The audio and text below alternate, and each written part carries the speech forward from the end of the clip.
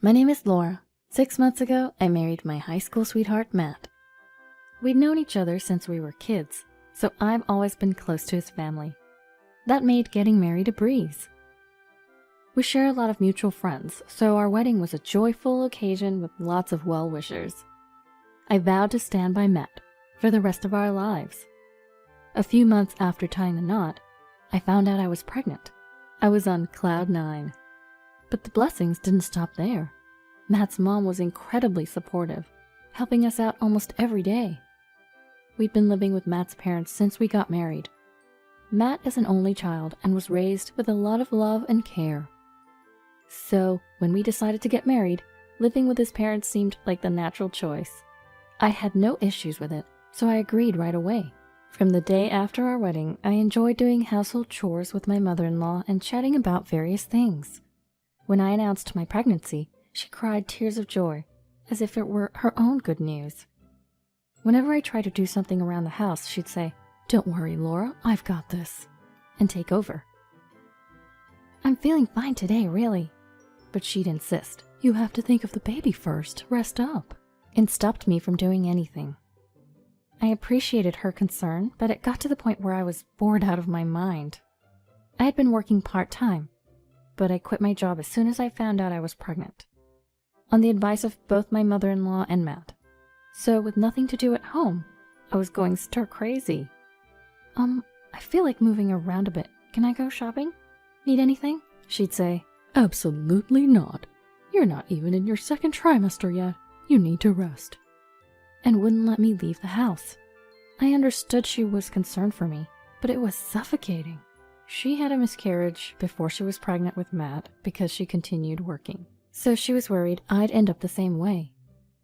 "If you're not careful, you'll end up in the hospital like I did," she'd warn me. I didn't want to create tension, so I decided to take it easy until my second trimester. Once I reached that milestone, she started allowing me short walks.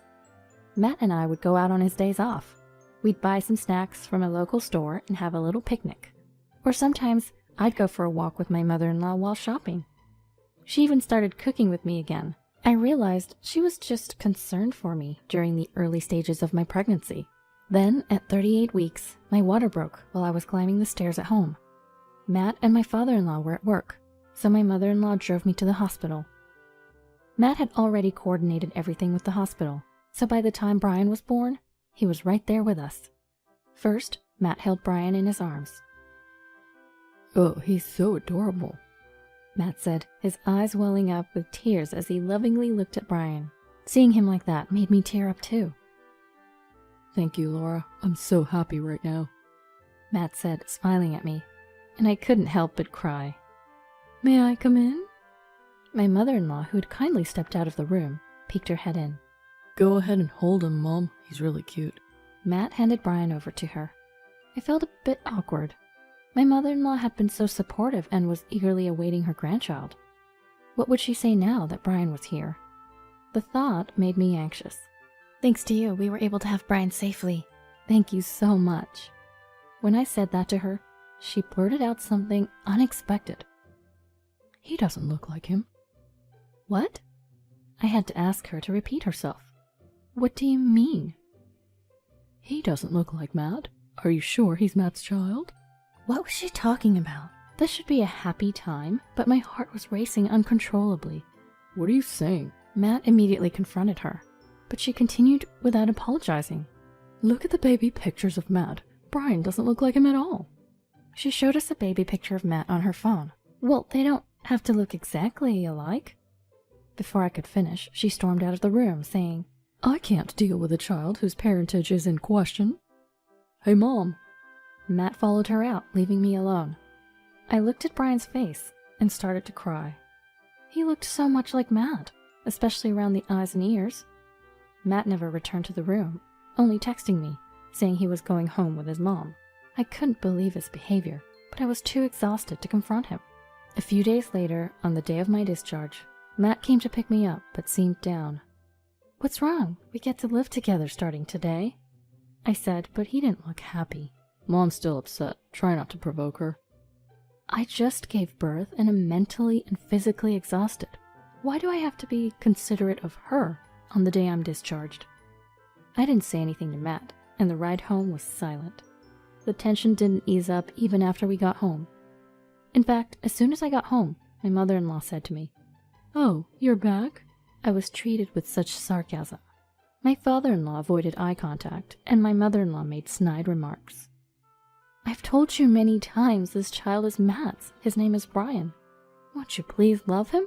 But she ignored me completely. "Say something, Matt," I cried to Matt, but he coldly said, "Well, it's true. He doesn't look like me." At that moment, my tears stopped. Matt, who should have been on my side, had abandoned me. Looking back, Matt should have stood up to his mother that day. But in the end, he sided with her. I felt empty and gave up on the idea of my mother-in-law ever loving Brian.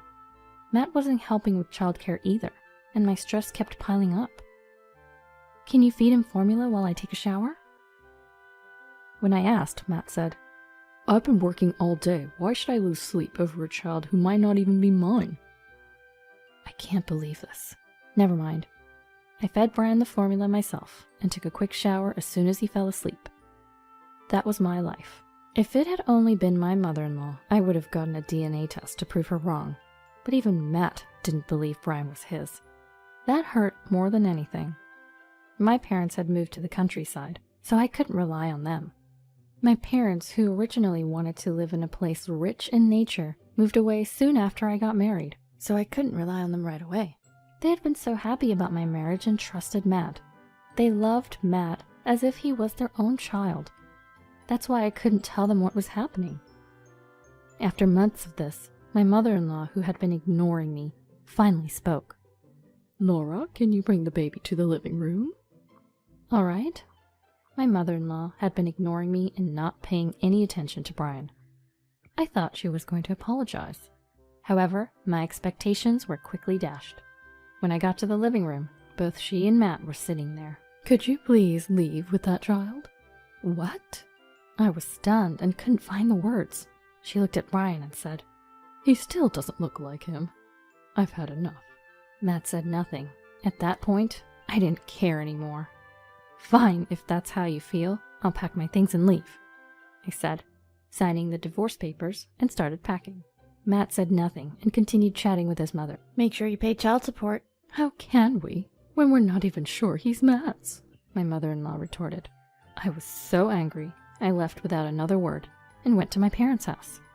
I explained everything, and although they were initially confused, they welcomed me. I decided to stay with them until I found a job and save some money. I, of course, had requested child support for my ex-husband through a lawyer, but the money was never transferred.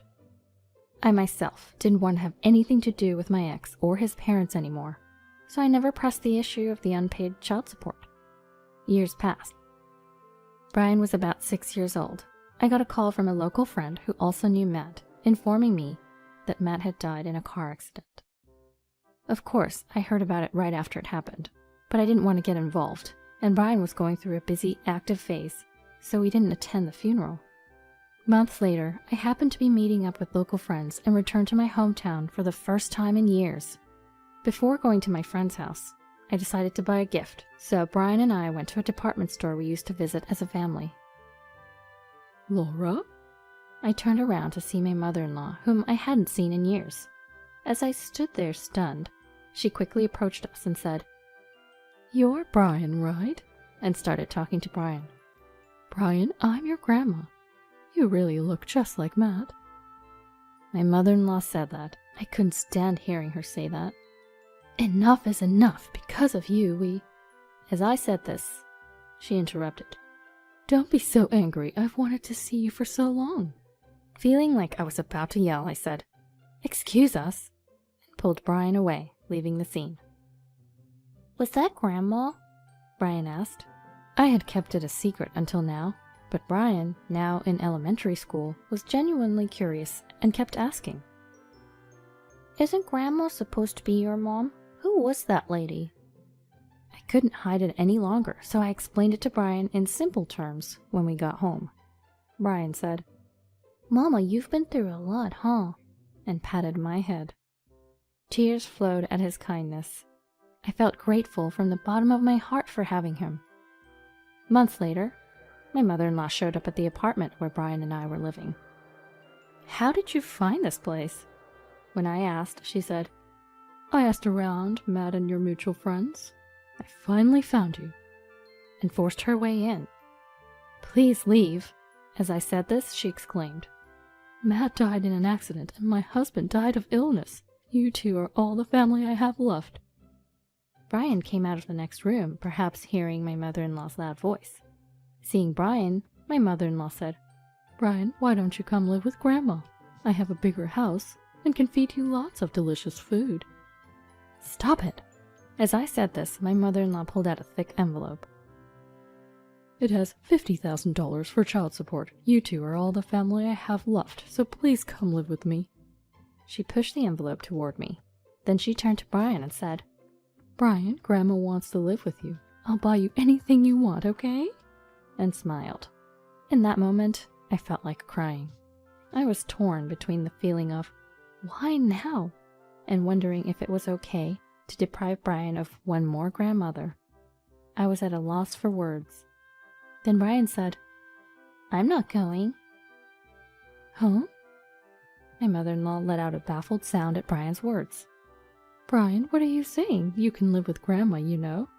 There'll be lots of delicious food and I'll buy you toys." My mother-in-law tried desperately to persuade him. "I don't want to. You were mean to Mama, right? My only grandma is Mommy's mom." Saying this, Brian shook off my mother-in-law's hand and sat next to me. My mother-in-law fell silent, looking as if she'd lost all hope. After staring at us for a moment, she abruptly stood up and left the house without a word. We haven't heard from her since that day. Of course, she never came to visit us either. The child support money she left behind is being saved for Brian, untouched to this day. When I consulted my parents about whether to return the money, they said, "You never received child support before, so it's fine to keep it." And so I decided to keep it. I don't know what's become of my mother-in-law since then, but honestly, it doesn't matter to me now. Because I have Brian, who's so strong and stands by me. Brian, who protected me from my mother-in-law even at his young age. Brian, who chose me over my mother-in-law's sweet temptations. I love him from the bottom of my heart. I want to continue raising him responsibly, ensuring his happiness, even without a father, now and forever.